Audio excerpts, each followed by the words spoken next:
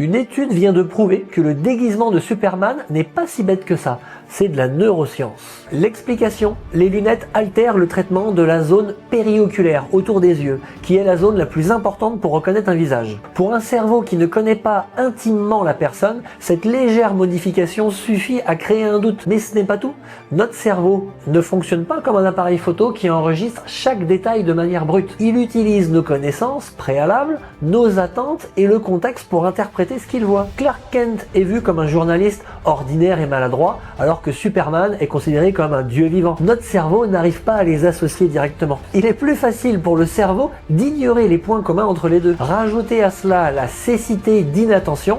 Beaucoup ont vu déjà cette vidéo. On ne remarque même pas le gorille, car nous sommes concentrés sur autre chose. Superman est une icône qu'on regarde vers le ciel. Clark Kent est une personne qu'on ignore. Le cerveau filtre simplement l'information visuelle qui pourrait trahir son identité. Et bien évidemment, son déguisement ne réside pas simplement dans ses lunettes, mais aussi sur un ensemble de comportements. Il change sa posture, sa voix et se rend volontairement maladroit. Tout ça pour dire que les lunettes ne changent pas simplement un visage, elles sont un déclencheur psychologique qui active une autre perception chez les observateurs. Tu comprendras bien que si tu portes cette monture ou celle-ci, l'image que tu vas renvoyer ne sera pas du tout la même. Je suis Nicolas de la boîte aux lunettes et si tu veux y voir plus clair, abonne-toi.